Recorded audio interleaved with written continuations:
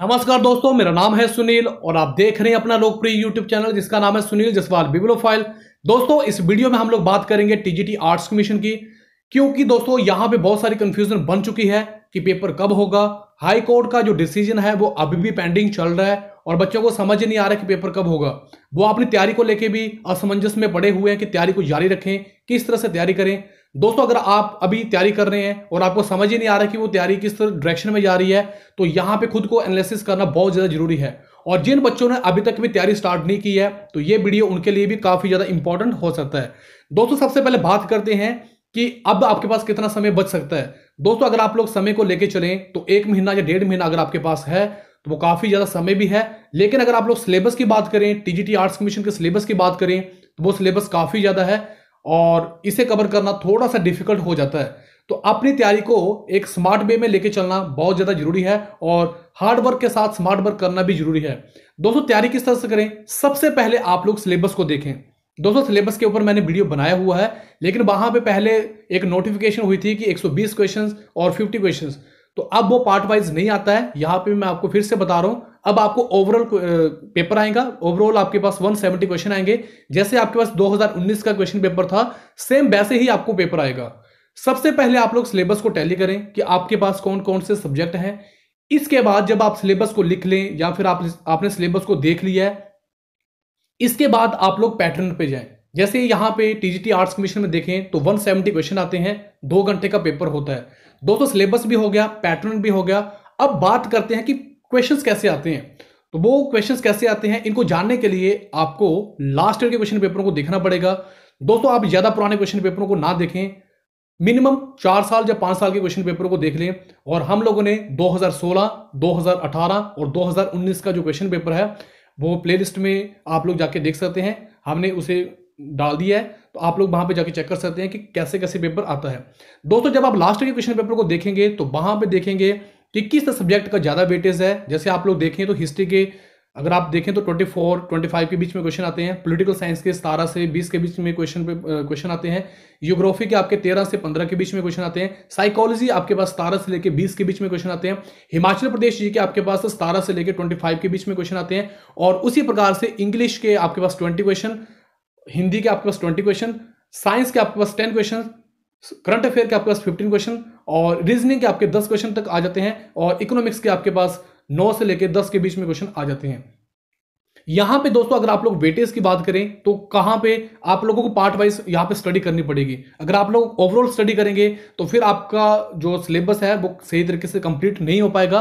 तो सबसे पहले आप लोग जो सब्जेक्ट कवर करें वो हिस्ट्री हो गया, पॉलिटिकल साइंस हो गया, ज्योग्राफी हो गया, साइकोलॉजी और एचपीजी के। दोस्तों, इसके बाद अगर आप दूसरे पार्ट की बात करें, अपनी तैयारी को अगर आप लोग पार्ट वाइज करेंगे तो अच्छा रहेगा। तो दूसरे पार्ट में आप लोग English, Hindi, science, current affair, reasoning और इकोनॉमिक्स, इस तरह से जब आप तैयारी करेंगे तो आपका सिलेबस जो जल्दी से कंप्लीट होगा और आपके अंदर कॉन्फिडेंस भी आएगा।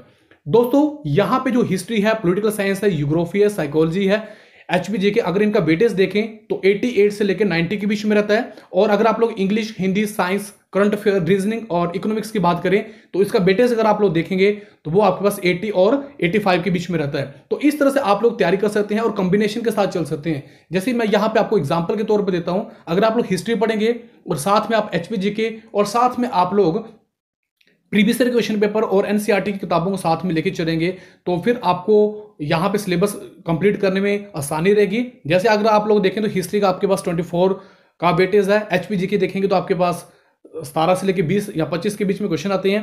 तो अगर आप लोग एनसीईआरटी किताबों को भी कवर करते हैं तो आपका पूरा सिलेबस जो है वो कवर हो जाता है। अब यहाँ पे प्रश्न पूछा जा रहा है कि सर, जो सोशल साइंस का स्टैंडर्ड होता है वो कहाँ तक होता है। तो दोस्तों, यहाँ पे मैं बात करना चाहता हूँ, मिनिमम आप लोग एनसीईआरटी की किताबें +2 तक पढ़ लें। और इसके बाद अगर आप लोगों को लगता है कि ये हमारा जो तैयारी हो रही है वो उस लेवल की नहीं हो रही है, तो आप लास्ट के क्वेश्चन पेपरों की हेल्प से कंपटीशन एग्जाम की जो किताबें होती हैं, स्टैंडर्ड बुक्स होती हैं, वहां से आप लोग तैयारी कर सकते हैं। तो ये आपके पास एक अच्छी स्ट्रेटजी रहेगी।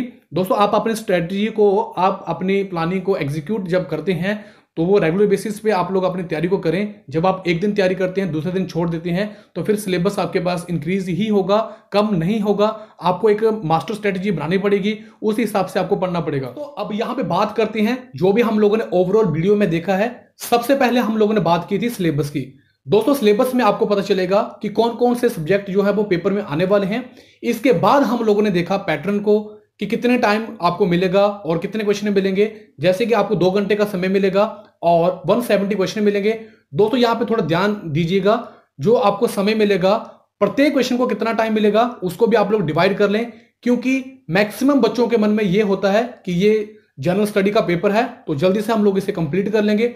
लेकिन दोस्तों यहाँ पे रीजनिंग के क्वेश्चंस और इकोनॉमिक्स के कुछ क्वेश्चंस ऐसे होते हैं जिसमें टाइम कंज्यूम हो जाता है और लास्ट में आप लोगों के पास समय नहीं बचता है और वहां पे आप लोगों ने आंसर शीट में सर्कल को भी भरना होता है, तो वहां पे भी जो टाइम है वो कंज्यूम होता है। तो इन चीजों को ध्यान में रखते हुए आप लोगों ने तैयारी करनी है। अब बात करते हैं कि कितनी देर पढ़ना है। दोस्तों टाइम मैनेजमेंट के ऊपर मैंने वीडियो बनाया हुआ है, तो आप लोग अगर आप लोगों ने वो वीडियो नहीं देखा है तो प्लेलिस्ट में जाके आप उन वीडियोस को देख सकते हैं।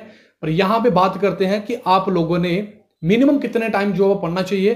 तो मिनिमम दोस्तों यहाँ पे 7 से 8 घंटे आप लोगों को पढ़ना चाहिए, लेकिन जो 8 घंटे होंगे वो क्वालिटी टाइम होना चाहिए। आप अपने हिसाब से भी देख सकते हैं कि आपको दिन में पढ़ना अच्छा लगता है या फिर रात को पढ़ना अच्छा लगता है। और दोस्तों यहाँ पे आप लोग ऑनलाइन स्टडी से भी हेल्प ले सकते हैं। दोस्तों बहुत सारे ऐसे चैनल है यूट्यूब पे जो आपकी स्टडी में काफी ज्यादा इंपॉर्टेंट हो सकते हैं। और दोस्तों यहाँ पे जब हम लोग बात कर रहे थे सोशल स्टडी की, तो वो सब्जेक्ट आप लोगों ने कंप्लीट करने हैं। इसके बाद आप लोगों ने इंग्लिश को भी ध्यान में रखना है, हिंदी को भी ध्यान में रखना है और साथ ही साथ करंट अफेयर, क्योंकि यहाँ पे जो करंट अफेयर पूछा जाता है वो थोड़ा मॉडरेट टाइप का होता है, डिफिकल्ट भी नहीं बोल सकते हैं, मॉडरेट टाइप का होता है। तो डेली बेसिस पे आप लोग करंट अफेयर को तैयार करें।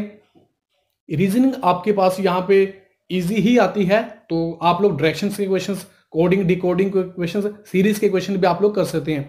तो दोस्तों ये ओवरऑल मैंने यहाँ पे आप लोगों को बताया है कि आप लोगों ने किस तरह से स्टडी करनी है।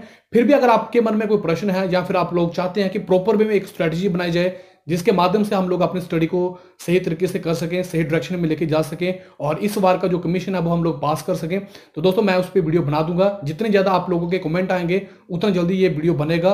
दोस्तों ये वीडियो आपको कैसा लगा है आप अपनी राय कमेंट बॉक्स में जरूर बताएं। आप लोगों ने मुझे इतना समय दिया, आप सभी का बहुत बहुत धन्यवाद। थैंक यू वेरी मच दिल से।